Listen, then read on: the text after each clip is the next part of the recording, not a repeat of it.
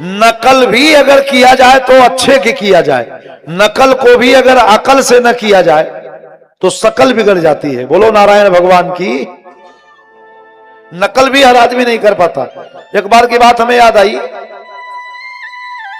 दो साथ में पढ़ने वाले दो स्टूडेंट थे, दोनों साथ पढ़ते थे। एक तो तेज पढ़ने वाला था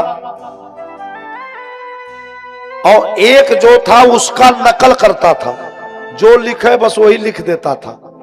नकल बहुत दिन तक नहीं चलती, बेचारा लिख देता था। संजोग से दोनों का चयन हो गया, एक नौकरी पाए संजोग से। तो जो तेज पढ़ने वाला लड़का था उसका इंटरव्यू था, ये तो उसी का देख करके लिख लिया था दूसरा वाला। जब इंटरव्यू में तेज पढ़ने वाला लड़का गया तो जो एग्जामिनर अंदर बैठे थे उन्होंने पूछा, एक बात बताओ, भारत कब स्वतंत्र हुआ?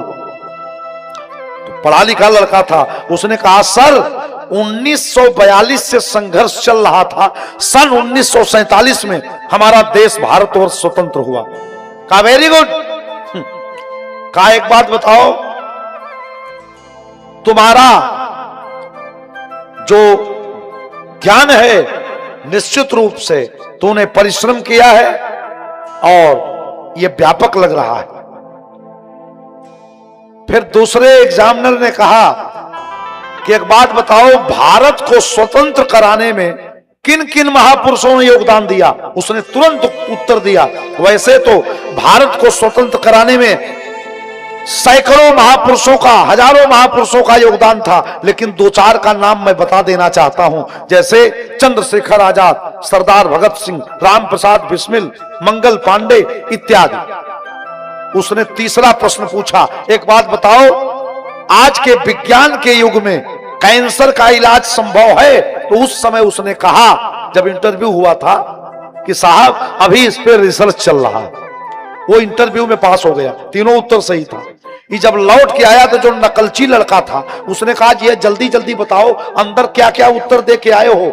ये नहीं पूछा कि प्रश्न क्या है, उसका उत्तर क्या है। उसने कहा उत्तर वो बता दो, हम रट के जाएंगे, यही बता देंगे। ये नहीं समझा कि हमसे क्या पूछा जाएगा। और जैसे प्रवेश किया, जो नकल करने वाले होते हैं उनका चेहरे देखते जान जाते हैं।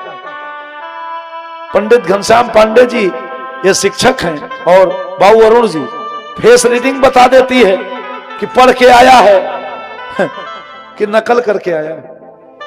एग्जामिनर ने जैसे देखा, पूछा तुम्हारा डेट ऑफ बर्थ क्या है?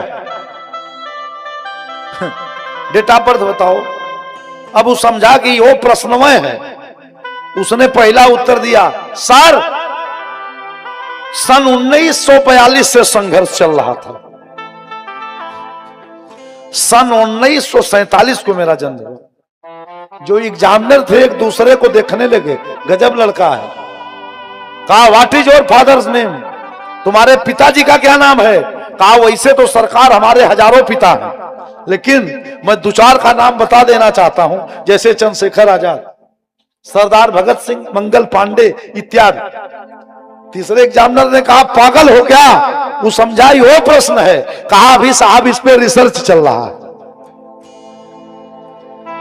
कहने का आशय है सबका चरित्र अद्भुत है, किसी जैसा कोई नहीं है। अच्छा, अगर किसी जैसा कोई होता तो किसी जैसा इस धरती पर लोग कहते हैं, हम आपको देख रहे हैं, ऐसे ही हमारे एक मित्र हैं, आपकी शक्ल मिलती है, पर ऐसी नहीं ना है। इस धरती पर हम शक्ल कोई हो सकता है, लेकिन हम नहीं हो सकता।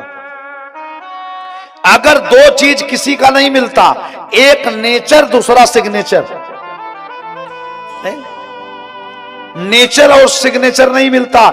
जिसको भगवान ने पैदा किया एक पीस बनाया, और भगवान के सांचे में जो चेहरा एक बार बन जाता है, उस सांचा फिर दोबारा प्रयोग में नहीं आता।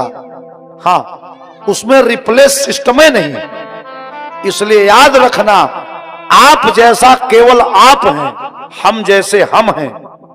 कोई जैसा किसी का ना स्वभाव हो सकता है, ना किसी का रूप हो सकता है। उससे सुंदर होगा उससे अच्छा होगा या उससे खराब होगा, क्योंकि ब्रह्मा ने एक जैसा पूरी सृष्टि में केवल एक को पैदा किया।